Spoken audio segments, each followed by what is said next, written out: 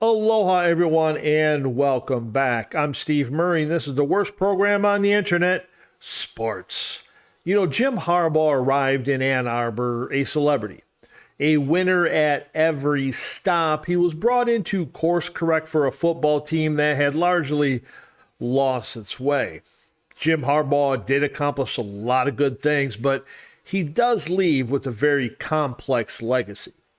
Now, of course, I know that a couple weeks ago I told you that legacies don't matter, and I do stand by that, but it does take a couple of years for our collective conscience to wipe away all the craziness and just embrace everything that just makes us happy.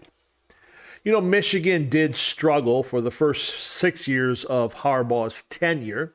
His winning percentage was impressive, but he really failed in his most important jobs. And of course, that is beating Michigan State, beating Ohio State, and really just beating any top 10 team in general.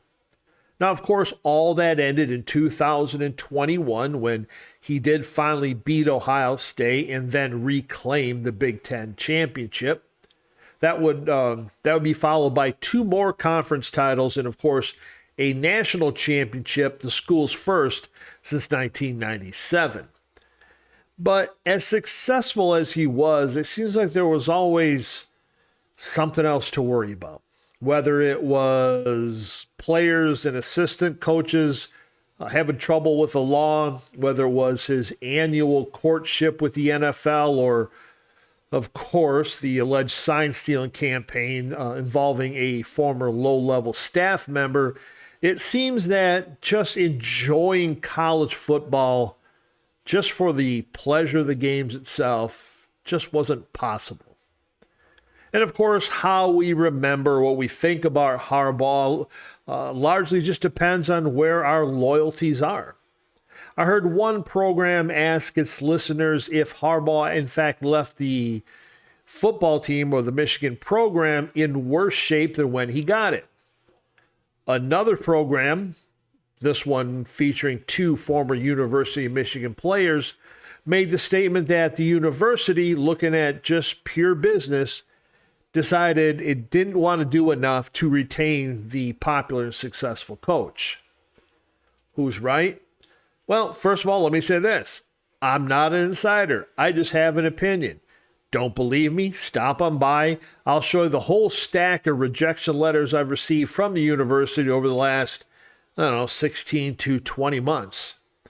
But if I was going to take a stab on which side I was going with, well, first of all, I'm going to say that I think they're both a little kind of out of touch and a little bit of crazy, but I think I would have to put my vote with the former rather than the latter. Why? I think at the end of the day, I think Michigan had just had enough. It was reported that Michigan was willing to make Harbaugh the highest paid coach in college football. Seems one thing that they wanted was a 1-year guarantee that Harbaugh would not interview for another NFL position. Apparently that was not something that Harbaugh was willing to do.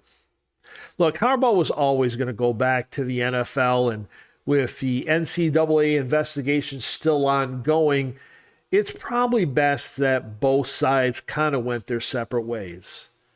Just should have happened sooner. Today it was announced that former offensive coordinator and former offensive line coach Sharon Moore is the Wolverines' next head coach. He was also the last head coach to be hired. Now, he did have an impressive 4-game audition this year, beating 3 ranked teams. He's also highly regarded as a recruiter, and he also does bring a lot of stability to the program. Now, is Sharon Moore the correct hire for Michigan? Yeah, I think he is. I think he's a very talented, very good young coach. But make no mistake, Michigan didn't really have a lot of options. Harbaugh kind of left them high and dry, and the university had to move fast. And to their credit, they did.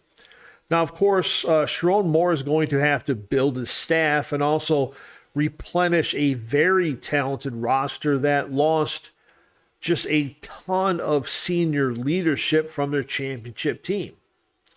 It also doesn't make it easier that the transfer portal has closed and won't reopen till after spring practice, meaning if Moore was looking at the transfer portal, there's not going to be a lot of stars left for him to grab. And of course, one of the biggest questions is, will Moore be given enough time to do what he needs to do? Now, of course, Michigan loves themselves a Michigan man, and they got themselves one. They got a good one. But it's really hard to replace a legend. And when it comes to patience, that is always in short supply. I want to thank you here for joining me on the program. As always, if you can, go ahead, click the like button, subscribe as well. Post a comment, shoot me an email. Let me know what you think of this program and others. And of course, if you're looking for more, again, here comes the plug, more badly produced online content.